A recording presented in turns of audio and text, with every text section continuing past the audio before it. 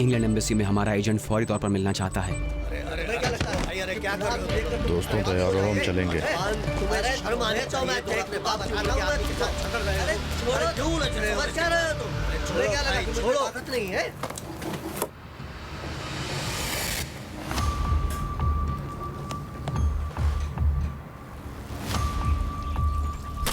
सलाम अम्मी। सलाम बेटे। सलाम जनाब। मैंने पैकेट्स को अलग कर दिया है, मैं खुद आकर ले जाऊंगी या ड्राइवर को बोल दूंगी, वो आकर ले जाएगा। कुछ हुआ है क्या मोहम्मद?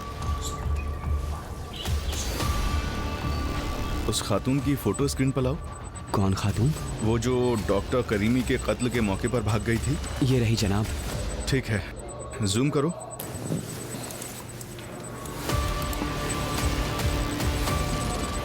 वही है। ये कौन है?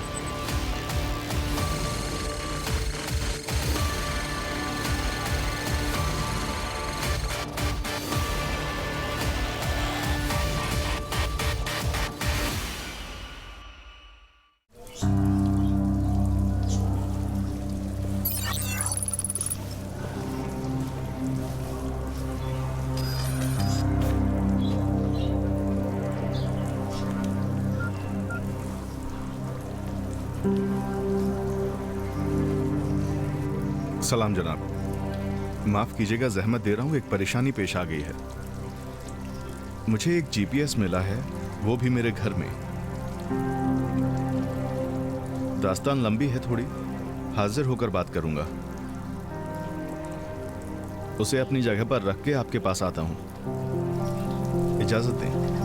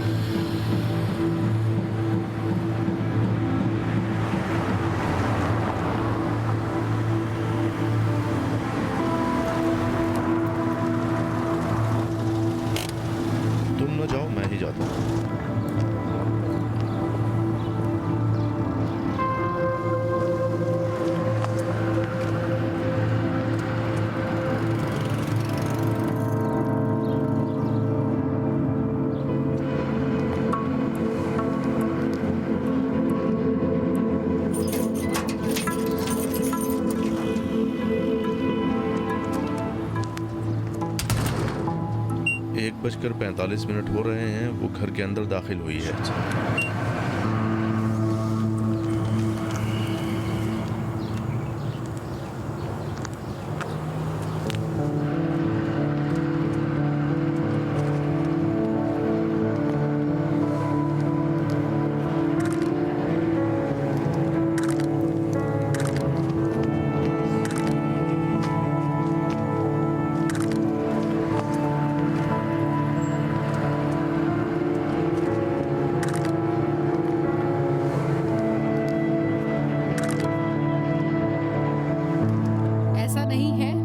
बहुत कुछ है अभी। 1 मिनट रुक जाओ। देखो, देख रहे हो, और भी है।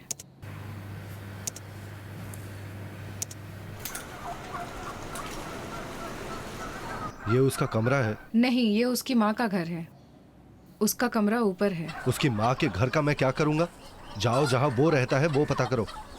और जीपीएस का क्या किया? उसकी बाइक पर फिट कर दिया है। कब? आज ही। उसे कंट्रोल कौन कर रहा है? साइड। अच्छा है, शुरू से यही काम करना चाहिए था। जैसे ही उसकी ऑफिस की लोकेशन का पता चल जाए मुझे खबर करना, ठीक है?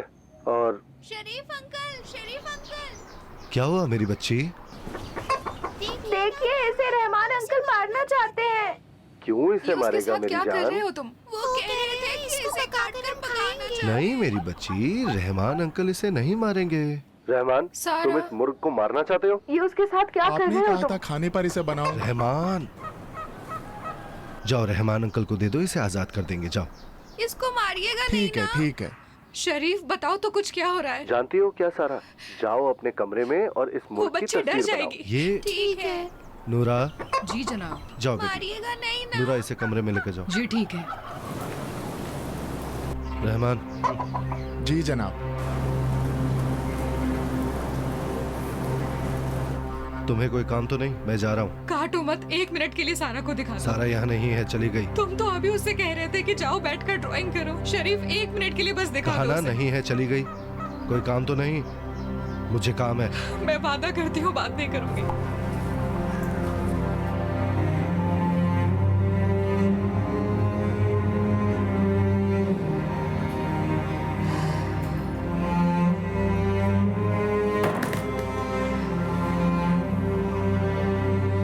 अच्छा, अगर उन्हें गिरफ्तार करेंगे तो कुछ हाथ से जाने वाला मुतमईन नहीं हो? है। जी जनाब, उनकी शिनाख्त की जा चुकी है और अमली तौर पर अब उनका बाहर रहने का कोई फायदा नहीं है। ये मेरे घर तक आ चुके हैं क्योंकि ये मेरे बारे में मालूमात लेना चाहते हैं, या वो मुझे अपने साथ काम करने पर मजबूर करना चाहते हैं, या ये चाहते हैं कि मेरे जरिए मेरे आदमियों की पहचान करके मेरे दफ्तर में घुस सकें।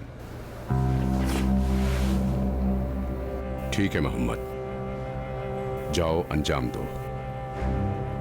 धोखा देने की कार्रवाई भी शुरू करो। जी जनाब, इजाजत दें।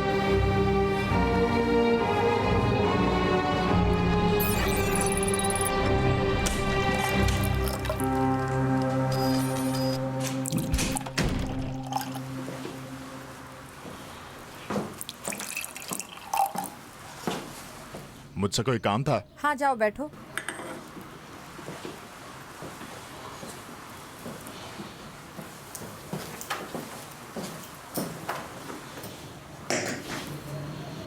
बैठो, कुछ बातें करनी है तुमसे। बात करना चाहती हो? बहुत अच्छी बात है, मैं तैयार हूँ। तुम बरसों से ईरान में हो। तुमने जेन के साथ भी काम किया और केट के साथ भी। हाँ, दोनों के साथ किया है। मुझे एक लिस्ट चाहिए। लिस्ट? कैसे लिस्ट? उनकी लिस्ट जो जैन और केट के साथ काम कर रहे थे। जब तुम आई थी तुम्हें दे दिया होगा ना उसे। मुझे वो ना लिखी हुई लिस्ट चाहिए जो हर एजेंट के पास होती है, सब कुछ। मेरे पास कुछ नहीं है। अच्छा होगा तुम MI6 से मांगो। क्या सोच है तुम्हारी? ये बात मेरी समझ में क्यों नहीं आई? तुम तो बड़े जीनियस निकले।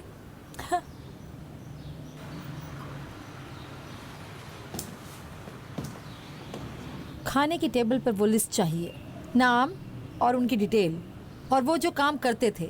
समझ गए? इस बारे में मेरी कोई जिम्मेदारी नहीं है। बेहतर होगा तुम एम्बेसडर को बोल दो, वो बोलेंगे तो मैं अंजाम दूंगा। जब मैं तुमसे किसी काम को अंजाम देने के लिए कहूँ तो अंजाम देना होगा। मेरे काम में एम्बेसडर हो या एम्बेसी का कोई भी आदमी मुदाखलत नहीं कर सकता। समझ गए? या मोगाडिशो में हमारी एम्बेसी में जाकर काम करना चाहोगे? समझ गया। मैंने जाने को नहीं कहा।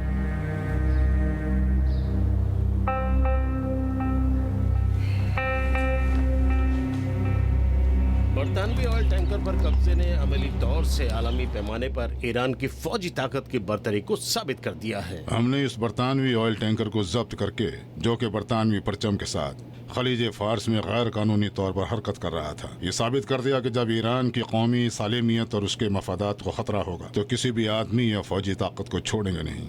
हजरात, मुझे शुक्रिया अदा करने का मौका दिया जाए। इस ऑपरेशन की चोट की गूंज इंग्लैंड के लिए इतनी ज्यादा थी कि पूरी दुनिया और खासकर मिडिल ईस्ट में उनकी फौज और सिक्योरिटी के लिए बड़ी जिल्लत और रुसवाई का बाइस बनी। हमने खुदा के फजल और अपने अटल इरादे से ये साबित कर दिया है कि किसी भी गैर कानूनी इकदाम के मुकाबले में कानूनी और हक बजानिब रद्द-ए-अमल दिखाने की ताकत रखते हैं। इंग्लैंड के एक बड़े ओहदेदार ने कहा है कि इंग्लैंड मरीन फोर्स की तारीख में हमारे बहरी जहाज़ों के साथ इस तरह के सलूक की मिसाल नहीं मिलती है। इस तरह हमारे इस इकदाम से पूरी दुनिया में इंग्लैंड के बूढ़े साम्राज्य की बड़ी बेइज्जती हुई है और वो हमारे ऑयल टैंकर को छोड़ने पर मजबूर हो गए हैं। अब इंफॉर्मेशन और सिक्योरिटी की बुनियाद पर इंग्लैंड के ऑयल टैंकर को रोके रखने में हमारा कोई फायदा नहीं होगा।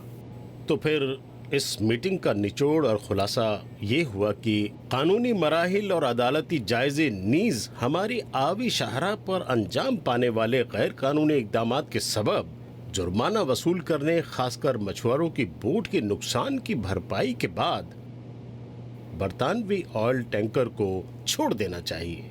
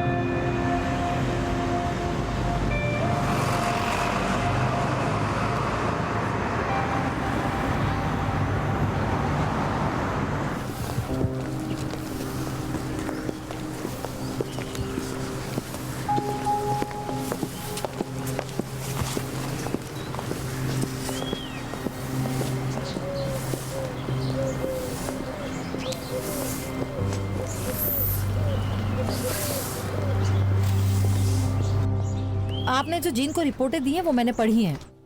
मुबारक हो आपको, आपका काम अच्छा था। नपातुला, मंतकी और मुकम्मल। शुक्रिया। जीन ने आपकी रिपोर्ट पर लिखा है हमेशा की तरह मुकम्मल है। मिस मेरिट की मेहरबानी थी मुझ पर। तकल्लुफ ना करें, ये हकीकत है। शुक्रिया। हम उसी तरह काम करना चाहेंगे जिस तरह जीन के साथ करते थे। उस वक्त के हालात अलग थे। हाँ, जानती हूँ कि सब कुछ बदल गया है।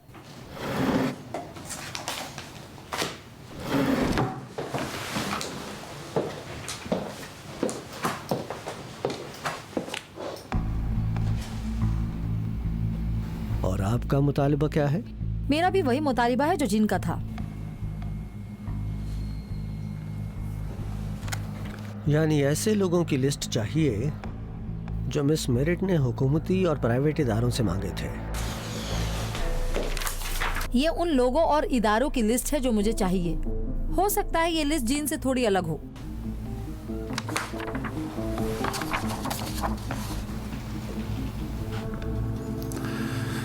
अच्छा, तो मैं आपको कैसे बताऊं? उस वक्त के हालात अलग थे। अभी अखराजात भी बहुत बढ़ गए हैं। अफरात ज़र की अच्छी बात।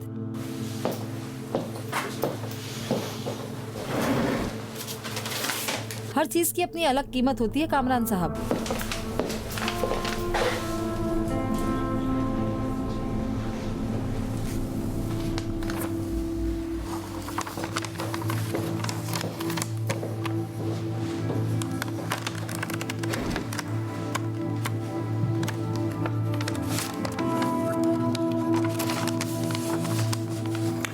ठीक है, बंदा राजी है।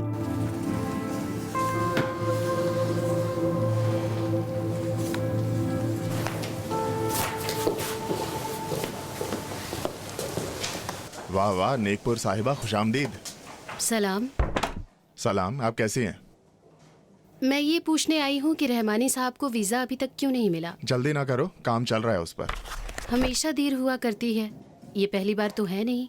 वीजा के लिए बहुत सारी एप्लीकेशंस आती हैं, तुम तो जानती ही हो कि काम बहुत बड़ा हुआ है। रहमानी साहब कोई मामूली आदमी नहीं है जिन्हें दूसरों की तरह देखा जाता है।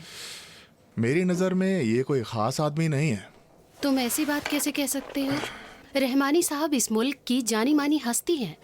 अभी की हुकूमत में इनके चचाजाद भाई भी हैं। अभी उनके हाथ में मुल्क के 30 अहम ओहदे भी हैं। वो एटमी डील की टीम में भी शामिल थे। माफ करना, मुझे ये बताओ कि खास आदमी होने के लिए क्या क्या होना चाहिए? इत्तेफाक से उनकी यही जिम्मेदारियां हैं जिनकी वजह से वीजा देर से मिल रहा है। तुम्हारा मतलब क्या है? तुम्हारे मुल्क में एक ऐसी इंटेलिजेंस एजेंसी है जो डील करने वाली टीम पर नजर रखती है। क्या नाम था उस आदमी का? डॉक्टर अशरफी। गवर्नमेंट ने उसे मेडल दिया था। अभी वो कहाँ है? जेल में। जुर्म जासूसी है। वो अलग मामला था। रहमानी साहब का सपोर्ट बहुत ज्यादा है। उन पर इतनी जल्दी इल्जाम नहीं लगाया जा सकता है। कोई भी अदारा या आदमी उनके पास फटकने की हिम्मत नहीं कर सकता। मेरे ख्याल से अगर वो एम्बेसी में आकर मिल लेंगे तो बहुत सी परेशानियां दूर हो जाएंगी। वो किस लिए एम्बेसी में आए? मेरे पास उनके वीजा के सिलसिले में वकालतनामा मौजूद है। अब रह जाता है फिंगरप्रिंट और वीजा लेने का मामला, तो उस वक्त वो खुद एम्बेसी में आ जाएंगे। तो फिर इतना शोर मत मचाओ कि उन्हें जल्दी है। देखो जैसन, रहमानी साहब अपनी बेटी से इंग्लैंड में मिलने के लिए जल्द अज जल्द लंदन जाना चाहते हैं। मेरी रिक्वेस्ट है कि मदद करो। जहाँ तक मुझे मालूम है उनकी बेटी अमेरिका में है, वहाँ जाकर उससे क्यों नहीं मिल लेते? वीजा के एप्लीकेशन फॉर्म में सब कुछ बता दिया गया है।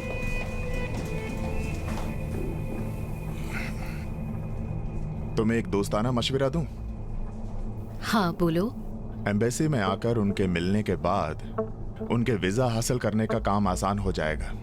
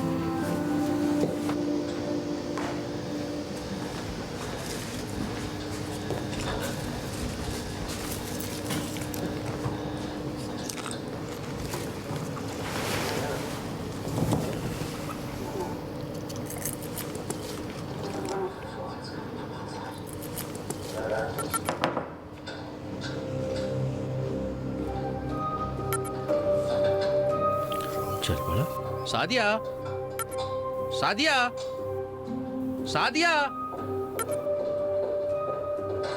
जल्दी आओ। क्या है, क्या हुआ? आ जाओ। क्या खबर है? वो हमारे चंगुल में फंस गया। आओ बैठो। आखिरकार उसकी बाइक चल पड़ी। कहाँ जा रहा है? जरूर ऑफिस जाता होगा।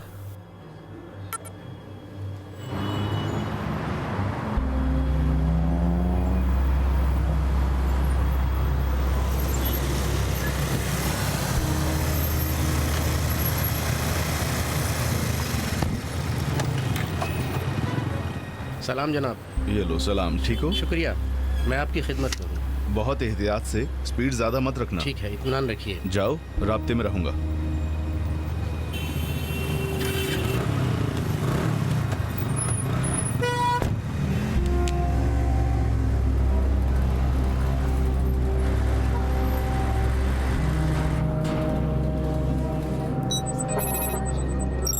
जी जनाब। रसूल, अली रजा को देख रहे हो? जी जी देख रहा हूँ। उस पर लॉक कर दो। उसके रास्ते की पूरी लोकेशन चाहिए मुझे। जी ठीक है।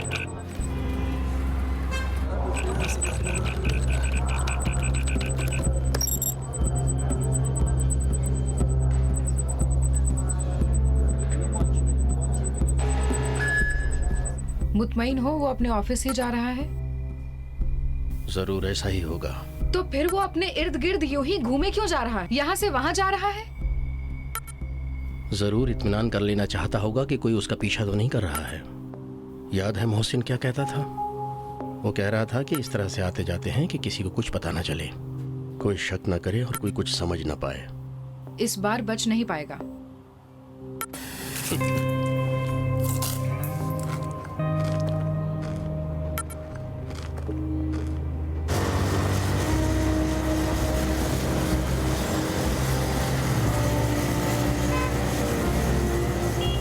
इस लिहाज से तुम्हारे पास साइद और सादिया के बारे में बताने के लिए कुछ भी नहीं है? क्या बताऊं उनके बारे में कैप्टन साहब? मैं तो जो भी बोलता हूं आप मानते ही नहीं है। मैं कहता हूं उनका घर वहां है, आप मानते ही नहीं है। उनका नाम भी मैंने बता दिया। मैं कहता हूं अगर आप चाहे तो आप मुझे यहाँ से आजाद कर दीजिए, मैं जाऊंगा उनको गिरफ्तार करके आप लोगों के सामने लेकर आऊंगा। फिर भी आप नहीं मानते हैं। बताइए अब क्या बोलूं मैं? इसके अलावा कुछ और? जी, अगर इन दोनों के बारे में तुम्हारे पास कुछ है तो बता दो। देखिए हाजी साहब, आप पर कुर्बान हो जाए मेरी जान, मैं इस मामले में बेगुनाह हूँ। मुझे कहते हैं फालतू वाला मोहसिन। आप संजीदा ना हो, मैं बहुत ही मामूली आदमी हूँ, आप मेरे बारे में संजीदा ना हो। कोई मुझे कहता है फला जगह चले जाओ, फला आदमी का पीछा करो, देखो कहाँ आता जाता है, क्या पहनता है, क्या उड़ता है, किससे मिलता जुलता है, क्या चाहता है, बस यही। और माशाअल्लाह आपका वो एजेंट जिसका मैं पीछा कर रहा था, वो मुझे चकमे पे चकमा ही दिए जा रहा था। मुझे समझ में ही नहीं आता था उसके बारे में कुछ। कभी कार में आता था, कभी बाइक में चला जाता था, कभी बाइक से आता था, कभी पैदल चला जाता था, कभी पैदल आता था और मेट्रो से चला जाता था। माशाअल्लाह बहुत ही चालाक और होशियार आदमी है वो। लेकिन कैप्टन साहब, मेरा इस चीज से कोई लेना देना नहीं है, मैं बिल्कुल बेगुनाह हूँ। तुमने मेरी बात का जवाब नहीं दिया। इन दोनों मुल्जिमों के बारे में तुम्हारे पास कुछ है तो बता दो। नहीं, अभी मुझे कुछ याद नहीं आ रहा। मैं तुम्हें बता दूं, अगर इनके बारे में कुछ जानते हो और नहीं बताओगे तो जी इस केस में रुकावट डालना शुमार किया जाएगा और इस केस को उलझाने में तुम पर इल्जाम लगा दिया जाएगा, जिसके नतीजे में तुम पर सख्त से सख्त कानूनी कार्रवाई की जाएगी। कैप्टन साहब, आपको जो कुछ भी चाहिए आप मुझसे पूछ सकते हैं। मैं तो अच्छे बच्चों की तरह जवाब दे रहा हूँ ना। मैं कह रहा हूँ कि अभी कुछ याद नहीं आ रहा है, मेरे सर में चोट लगी है ना। ठीक है, इस बारे में मैं तुमसे और कुछ नहीं पूछूंगा। फिर तो सब ठीक हो गया ना? अब तो मैं अपने घर जा सकता हूँ ना? ये क्या है? क्या? ये एक्सीडेंट। अच्छा, तो फिर इसके बारे में तफसील बताओ। तो कैप्टन साहब, आप तो खुद ही कह रहे हैं ना, ये एक्सीडेंट है ना। उस चीज को क्या कहते हैं जब दो चीजें आपस में टकराती है, बस ऐसे ही टकरा जाती है। हाँ? तुमने बस यूं ही एक बाइक वाले से एक्सीडेंट कर दिया? हाँ, मैंने कहा ना अचानक हो गया। मैं अपनी कार में बैठा हुआ था, मेरा ध्यान मेरे मोबाइल पर था, मैंने ध्यान ही नहीं दिया। अचानक सर उठाया, मैंने देखा कि अरे ये तो एक्सीडेंट हो गया। तेजी से ब्रेक लगाया लेकिन कोई फायदा नहीं हुआ। मेरे कार की बोनट उसके बाइक से टकराई और वो बेचारा हवा में उछल गया। जनाब, हम जो भी मुसीबतें झेल रहे हैं इस मोबाइल की वजह से, आप लोगों को समझाने की कोशिश कीजिए कि वो ऐसा ना करे। और अस्पताल में क्या कर रहे थे? वहां भी बस यूं ही पहुंच गए थे? वो कैप्टन साहब, जब मैंने उसे टक्कर मारी तो मैं बहुत डर गया था कि उसके सामने जाऊं। जब एम्बुलेंस आई और मैंने देखा वो जिंदा है, तब मैंने खुदा का शुक्र किया। उसके बाद मैंने एम्बुलेंस का पीछा किया, अस्पताल के अंदर गया। कैप्टन साहब, मैं भी एक इंसान हूँ, मेरा जमीर मुझे मलामत कर रहा था। मैं इसलिए अस्पताल गया कि अगर मुझसे कोई काम या मदद बन पड़े तो मैं कर सकूं। मैं ऐसा करना चाहता था। मैंने सोचा कि अगर खून, लिवर, किडनी, किसी भी चीज की जरूरत पड़े तो मैं मदद कर सकूं। क्या मैंने गुनाह किया? बताइए हाजी साहब। क्या तुम ये खेल यूं ही जारी रखना चाहते हो? कौन सा खेल कैप्टन साहब? अपने वालिद की कसम, मैं सच कह रहा हूँ। तुम्हारे अब्बू तो मरहूम हो चुके हैं। खुदा उनकी मगफिरत करे। तो मेरी कसम समझ लीजिए, क्या फर्क पड़ता है? मैं कोई झूठ नहीं बोल रहा हूँ आपसे कैप्टन साहब। देखिए, मैं जानता हूँ कि मैं अगर आपसे सच नहीं कहूँगा तो आप मुझे ऐसे ही छोड़ नहीं देंगे। यहाँ से जाना मेरा मुश्किल होगा। मगर ये कि मेरे पास कोई तुरुप का पत्ता हो जो मैं आपके सामने खोल कर रख दूं और फिर आप कहे कि वाह, शाबाश, अब तुम जा सकते हो। शाबाश मोहसिन, बहुत अच्छा किया, अब तुम आजाद हो, जा सकते हो। हाँ? जो कुछ भी है अभी बता दो। मैंने मिसाल दी है आपको, कुछ याद नहीं आ रहा मुझे, बस ऐसे ही कह दिया। मुतमईन हो? मुझे अभी कुछ याद नहीं आ रहा है, मुझे सोचना होगा। मेरे सर पे चोट लगी है हाजी साहब। एक बात बिल्कुल मत भूलना, सौदा करने के बारे में तुमने जो कुछ सुना है उसे ताउन कहते हैं और कानून किसी के साथ सौदा नहीं करता। जी। ताउन की भी शर्तें होती हैं। अहम मालूमात मुनासिब वक्त पर हुआ करती हैं, मुनासिब वक्त पर हुआ करती हैं और इसके बारे में फैसला भी अदालत करती है, ना कि तुम। मैं भी यही कहना चाहता था।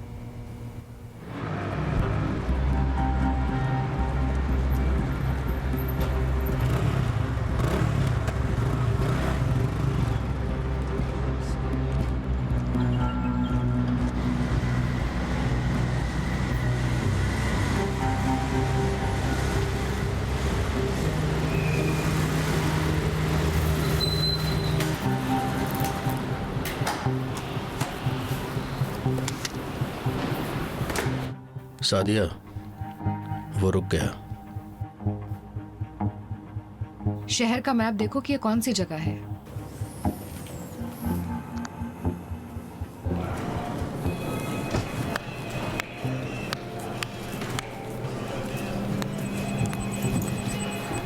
सलाम रसूल, सलाम जनाब। कैसे हो तुम? जी, काम हो गया?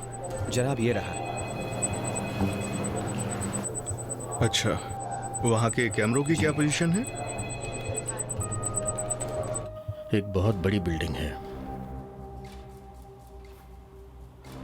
इसे बहुत ही अहम और खुफिया होना चाहिए। रुको देखता हूं। ये एक तिजारती कॉम्प्लेक्स है। इस पर लिखा है मल्टी लेवल पार्किंग।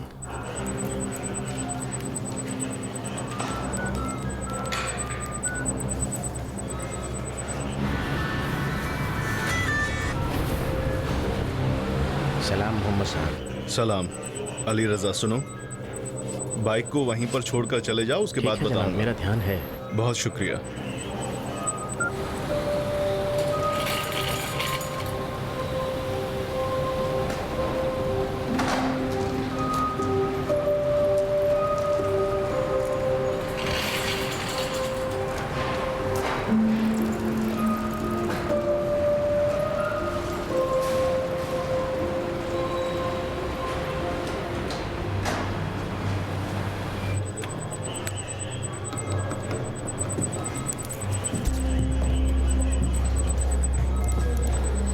क्या ये वही जगह नहीं है जहाँ इन्होंने एक मर्तबा मोहसिन को चकमा दे दिया था? हाँ, ये वही जगह है। मुझ बेवकूफ को देखो, समझा धोखा हो गया। मोहसिन ने कहा था कि वो मल्टी लेवल पार्किंग में गया और गायब हो गया। अभी जल्दी है, देखते हैं वहां से चलता है या वहीं रहता है। शक न करो कि वो रुकेगा। मल्टी लेवल पार्किंग बस आड़ है।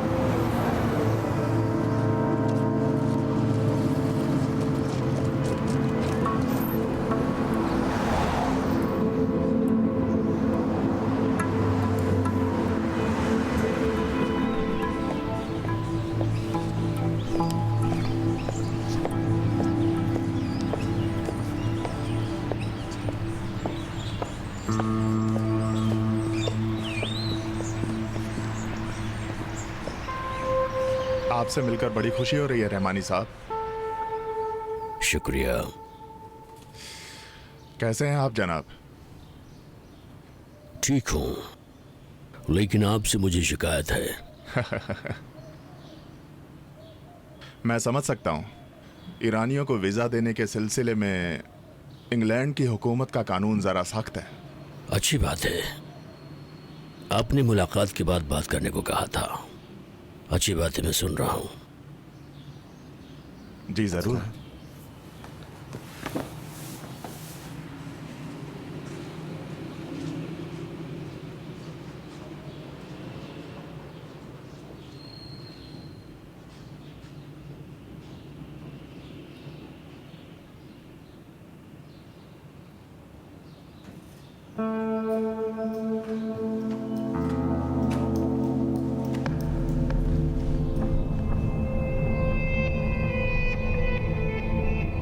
इंग्लैंड की एम्बेसी में आपका खैर मकदम है रहमानी साहब। आप कहना क्या चाहती हैं, मैं समझा नहीं। क्यों? मैंने तो अपनी बात बिल्कुल क्लियर कही है। मतलब ये है कि मैं 4 लोगों को उन ओहदों पर रख लूं जहां आप चाहती हैं, है ना? रहमानी साहब, आप तो ऐसे बात कर रहे हैं जैसे कि मैंने उन्हें प्रेसिडेंट बनाने के लिए कहा है। बस आप उन्हें काम पर रख लें। हाँ, लेकिन अरसा हो रहा है कि ईरान में हुकूमती ओहदों पर तकर्रुरी बहुत ही पेचीदा हो गई है। हम सभी को पेचीदा हालात की आदत बन चुकी है। हमें भी और आपको भी। इसलिए हमें सच्चाई से पेश आना चाहिए रहमानी साहब। इंग्लैंड की हुकूमत ने अपनी नेक नियति साबित कर दी है, क्या ऐसा नहीं है? ईरान इंग्लैंड के लिए हद से ज्यादा अहम है। ये हुकूमत चली जाए, दूसरी हुकूमत आ जाए, आपको पता है उस वक्त आपका कोई ठिकाना नहीं होगा। आप हमें अपनी नेक नियति साबित करें, हम भी आपकी मदद करेंगे। तजुर्बे ने यह बात साबित कर दिया कि दुनिया में आप जैसे हुकूमती लोगों की हुकूमतों के खात्मे के बाद दूसरी हुकूमतों में कोई जगह नहीं होती। ये आला ओहदे वाले लोग सलाहकार की हैसियत से काम करते हैं। आप इससे कहीं ज्यादा होशियार हैं कि इसके बारे में नहीं सोचा होगा। एहतमाल है कि ईरान के इंटेलिजेंस वाले ये जानते हैं कि अभी आप ग्रेट ब्रिटेन की एम्बेसी में बैठे हुए हैं। अभी हम आपके साथ जंग की हालत में हैं और ये भी नहीं मालूम कि हम में से कौन जीतेगा। लेकिन एक बात अच्छी तरह से जानती हूँ कि आप जैसे लोग लड़ना झगड़ना तो बिल्कुल नहीं चाहते। खुद को अलग कर लें। आप हमारी मदद करें ताकि हम आपकी मदद कर सकें। उस तरफ वाले लोग आपकी मदद नहीं कर सकेंगे, ये बात आप अच्छी तरह से जानते हैं। लिहाजा अक्लमंदी इसी में है कि वही खेल खेले जिसे जीत सके। अब जबकि आप अपनी मर्जी से हमारी एम्बेसी में आए हैं, मेरा दोस्ताना मशवरा है कि अपनी कश्ती को जला दें और वापसी के बारे में ना सोचें।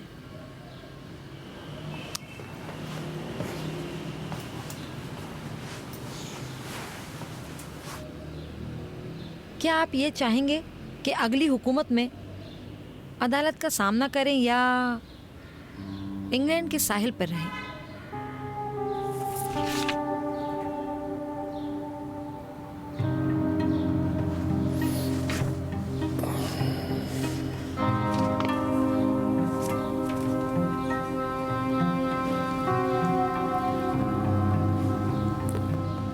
बरतानवी हुकूमत की तरफ से आप पर किस कदर भरोसा किया जा सकता है?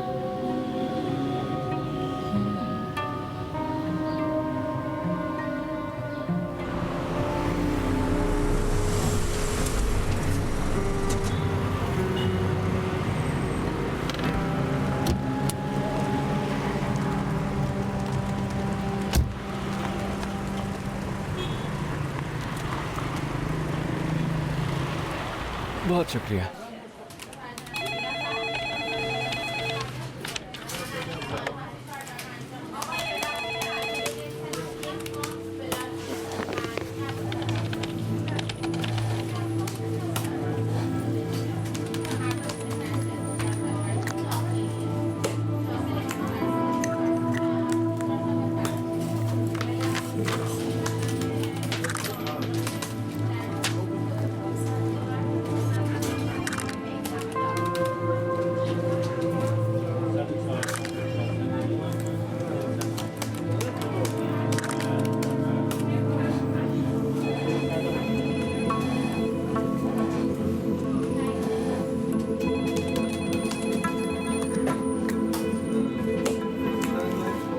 मोहतरमा ये लीजिए, ये आपका कार्ड और ये आपके डॉलर्स जो आपने बहुत शुक्रिया आपका, मेहरबानी की आपने। खुदा हाफिज। खुदा हाफिज। अब मैं चलती हूँ। जनाब अब आप आ जाइए। सलाम। हुक्म कीजिए।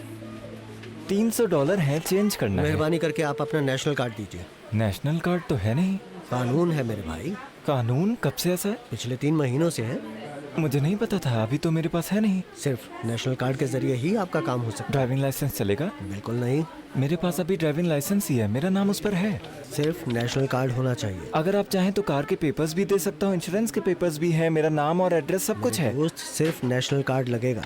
तो अब मैं क्या करूं जनाब? कोई और रास्ता नहीं है जनाब, मेरा काम रुका हुआ है, बहुत जरूरत है मुझे। शर्मिंदा हूँ, मैं हुक्म का पाबंद हूँ, जो मुझसे कहा गया मैं वही करूँगा। मतलब कोई रास्ता नहीं है, कुछ नहीं किया जा सकता? कोई और रास्ता नहीं है। ओहो, क्या मैनेजर साहब हैं जिनसे मैं बात कर सकूं? मैनेजर वहाँ बैठे हुए हैं, लेकिन सादिकी साहब भी आपसे वही कहेंगे जो मैं आपसे कह रहा हूँ। ठीक है, मैं देखता हूँ क्या हो सकता है। जाइए वहाँ है। तशरीफ लाइए, आप ही का सहारा है, प्लीज़ हमारे लिए कुछ कीजिए। मैं समझ सकता हूँ कि आपकी क्या परेशानी है, लेकिन इस सिलसिले में अभी हम कुछ नहीं कर सकते। आ जाइए, सलाम अर्ज़ किया। अंदर आ जाइए। जनाब मेरे पास कुछ डॉलर है, चेंज करना है, लेकिन आपके आदमी कह रहे हैं कि नेशनल कार्ड नहीं है, चेंज नहीं हो सकता। नेशनल कार्ड के बिना ये काम नहीं हो सकता। माफी चाहता हूँ, अगर मैं करना भी चाहूँ तो सिस्टम कबूल नहीं करेगा। सिर्फ नेशनल कार्ड चाहिए। मेरा काम फंसा हुआ मैंने है, कहा बहुत ना, सिर्फ जरूरत है। नेशनल कार्ड चाहिए। मैं आपसे अर्ज कर रहा था कि अगर आप अपने कागजात लेकर आएंगे तो मैं आपका काम जल्द अज जल्द करने की कोशिश करूँगा। बगैर कागजात के हम कोई वादा नहीं कर सकते। अगर आप लोन लेना चाहते हैं तो इसके लिए ज़रूरी है कागजात का होना।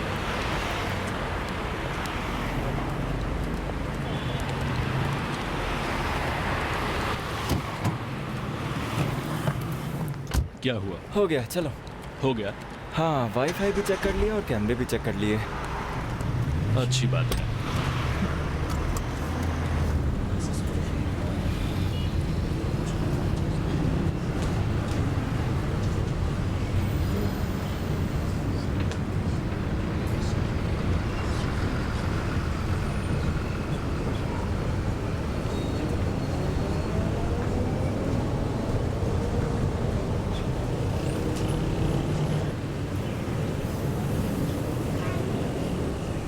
ले लो, तकल्लुफ मत करो।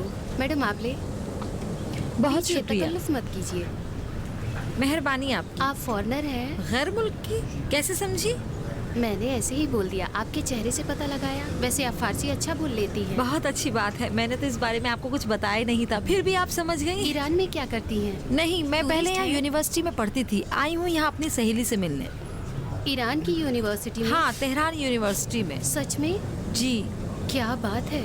हमारे बच्चे बाहर जाकर पढ़ाई करने की जी तोड़ कोशिश करते हैं और आप यहाँ पढ़ने आई हैं। वैसे आपने पढ़ा क्या है? आर्ट का कोर्स। बहुत दिलचस्प है। जी हाँ। आप काम करती हैं? हाँ, मैं टीचर हूँ। बहुत अच्छी बात है, मेरी माँ भी टीचर है। अच्छा, तो फिर टीचर के घर में पली बढ़ी हो। आधी रोटी टीचरी की खाई है और आधी इंजीनियरिंग की। मेरे डैड इंजीनियर हैं। आप किस क्लास को पढ़ाती हैं? मैंने डिप्लोमा किया है, डिप्लोमा के बाद टीचर ट्रेनिंग की है, इसीलिए हाँ हाँ हाँ जानती हूँ। लड़कों को पढ़ाती हैं कि लड़कियों हाँ, को? दोनों को पढ़ाती हूँ, लड़कियों को पढ़ाती हूँ, लड़कों को भी पढ़ाती हूँ। बहुत अच्छी बात है, फिर तो बहुत पैसे मिलते होंगे। नहीं नहीं, ऐसी कोई बात नहीं है। टीचर सैलरी से कोई मालदार नहीं होता। अलबत्ता टीचर के पेशे में चाहत और लगन की जरूरत होती है। आप मजाक कर रही हैं, दुनिया में टीचर्स की सैलरी बहुत ज्यादा है, खास तौर से बड़े क्लास के टीचर्स की। मैडम, ऐसा यहाँ कुछ भी नहीं है। टीचर का तो बस नाम ही रह गया है, आमदनी कहाँ है? जब भी कोई मिनिस्टर आता है इन बेचारे टीचरों से बस वादा ही करता है। मेरे शौहर भी टीचर हैं, प्राइमरी स्कूल में पढ़ाते हैं। सुबह से दोपहर तक स्कूल में काम करते हैं और दोपहर से रात तक एक कंपनी में काम करते हैं। टीचर की सैलरी से खर्च थोड़ा निकलने वाला है। अच्छा। मैं भी घर में रहकर बच्चों की देखभाल करने के बजाय कंपनी में काम करती हूँ। अगर काम नहीं करूँगी तो घर का खर्च पूरा होगा ही नहीं। बड़ी अजीब बात है। मैं तो ये सोच रही थी कि ईरान में टीचर्स की सैलरी बहुत ज्यादा है। आप ये सब बातें मीडिया में क्यों नहीं उठाती हैं? मेरे शौहर ने अपने साथियों के साथ धरना दिया था और उसकी रिपोर्ट भी ब्रॉडकास्ट हुई थी, लेकिन हमारी बातें सुनने वाला कौन है? नहीं नहीं, मेरा मतलब यहाँ की मीडिया से नहीं, बाहर की मीडिया से है। अगर ये बात आप वहाँ की मीडिया में उठाएंगे तो यहाँ के लोगों तक पहुँच सकती है, फिर यहाँ के लोग मजबूर हो जाएंगे आपका हक देने के लिए। ये कैसी बातें कर रही हैं? कौन सी बातें? सही तो कह रही हैं, झूठ क्या है? ये सही कह रही है मोहतरमा। अगर मेरे शौहर स्कूल में ही पढ़ाते और बाहर का काम नहीं करते तो हमारे घर का खर्च कैसे चलता? ये बातें जो कि मैं टीचर हूँ मुझसे मत कहिए।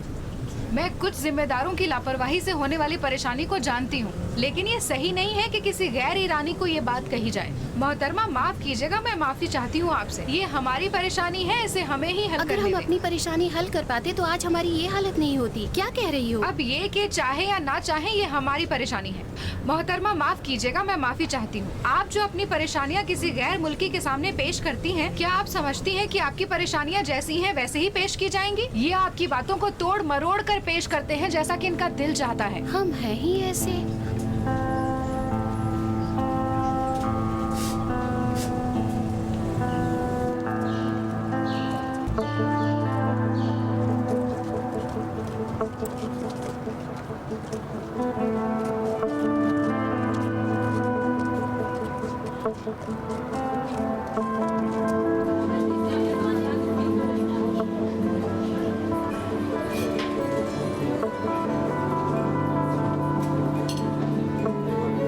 सलाम शार्लोट। सलाम।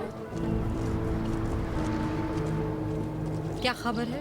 अच्छी खबरें हैं, तुम्हारे लिए बहुत ही अहम इंफॉर्मेशन जुटाई है। हाँ देखा, तुम्हारा काम अच्छा है।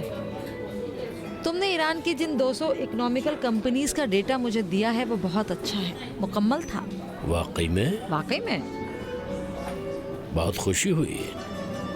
बस फिक्र ना करो, तुम्हें पैसे मिल जाएंगे। एटमी डील के दौरान हम तुम्हारी मदद को बिल्कुल नहीं भूले हैं। मुझे खुशी है, लेकिन एक ईरानी इस्तिलाह है जिसमें कहा गया है कि जो लेन देन सही करता है वो लोगों के माल में शरीक होता है। एक और कहावत है जिसमें आया है कि अगर सब्र करोगे तो खट्टी चीज भी मीठी हो जाएगी।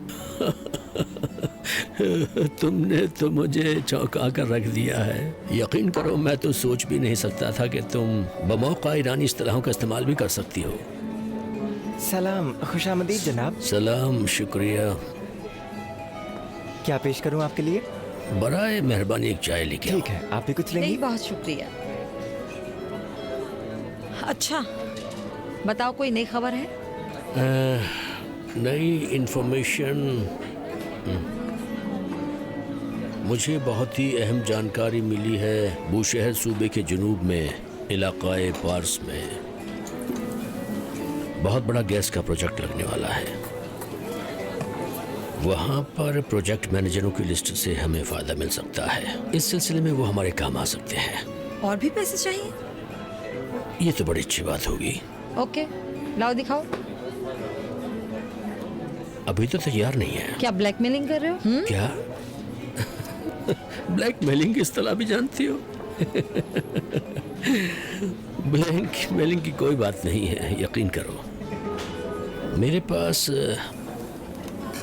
ये पक्की इंफॉर्मेशन है कि मुल्क की 187 कंपनियों और फाइनेंशियल कंपनियां हैं जिन्होंने लोन के लिए दरखास्तें रखी है। ये सभी गैर मुल्की सरमायाकारों को ढूंढ रहे हैं। इन सब ने मुझे अपने कागजात दे रखे हैं और मैं इन सब की लिस्ट तैयार कर रहा हूँ। मैं ये सब तुम्हें भेज दूंगा। कब मुझे दोगे? समझ लो इसमें 10 दिन लग जाएंगे। 10 दिन ठीक है? ठीक है, मंजूर है। बस तुम्हें इन 10 दिनों में मेरे 2 काम करने होंगे। क्या? पहला, ईरान के फॉरेन मिनिस्ट्री के जिम्मेदारों को ये मनवाना कि वो यूरोपीय मुल्कों के साथ अपने ताबन को बढ़ाएं, खासकर इंग्लैंड और जर्मनी के साथ।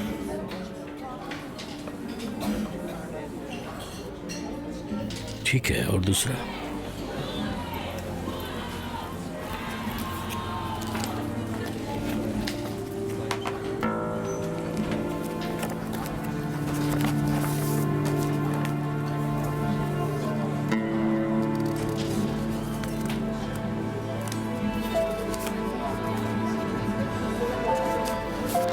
अच्छा, अब मेरे पास भी तुम्हारे लिए एक सरप्राइज है, दिखाता हूँ।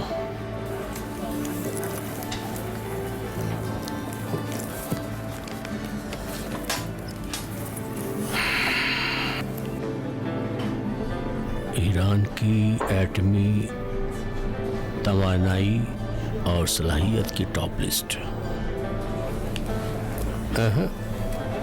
जो वादा किया है उसे भूल मत जाना।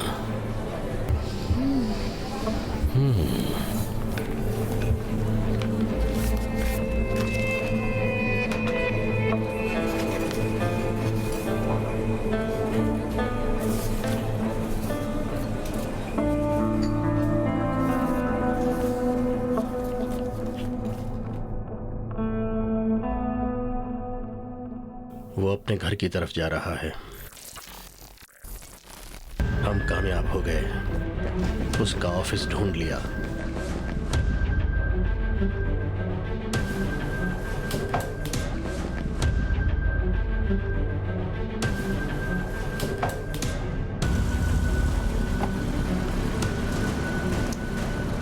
मेरे लिए अच्छा बुरे के बराबर है। मैं सिर्फ एक्सीलेंट के साथ काम करता हूँ। अगर वो मेरे हाथ लग गया तो उसकी गर्दन मरोड़ दूंगा। तुम उस लड़के के बारे में जानकारी हासिल करने वाली थी?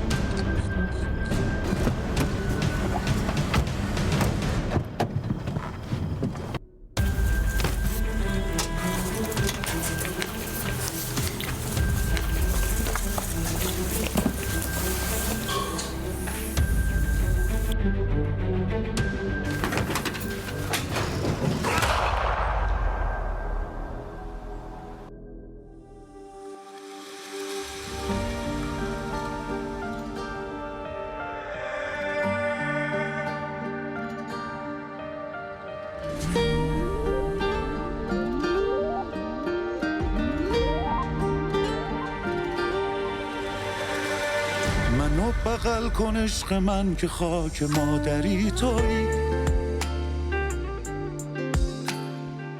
کجا برم بدون تو که عشق آخری تویی.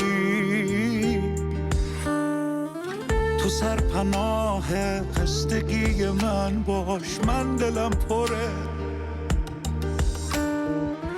یه وقت آدم از دوست و دشمن زخم میخوره. عشق به خاکت فرقی با مادر نداره. خاک یه آتیشه که خاکستر نداره.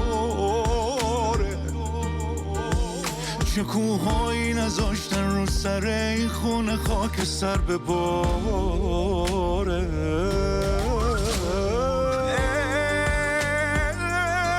عشق یعنی پروانه و آتیش و بارون.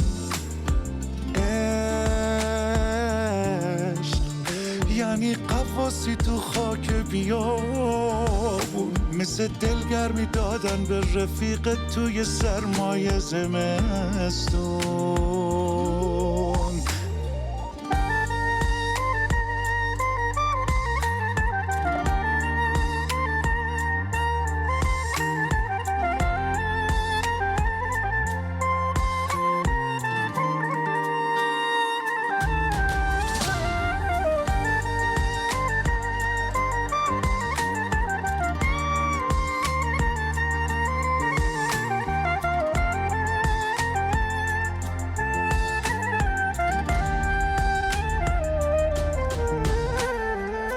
شکستن از شکست پنهون نیست، گذشتن از گذشته آسون نیست.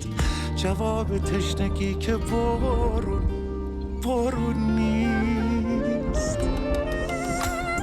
عشق به خاکت فرقی با مادر نداره. خاک یه آتیشه که خاکستر نداره.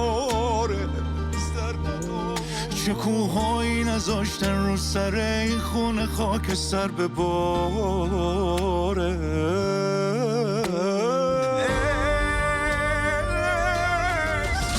یعنی پروانه و آتیش و بارون. عشق یعنی قواسی تو خاک بیابون، مثل دلگرمی دادن به رفیق توی سرمایه زمستون.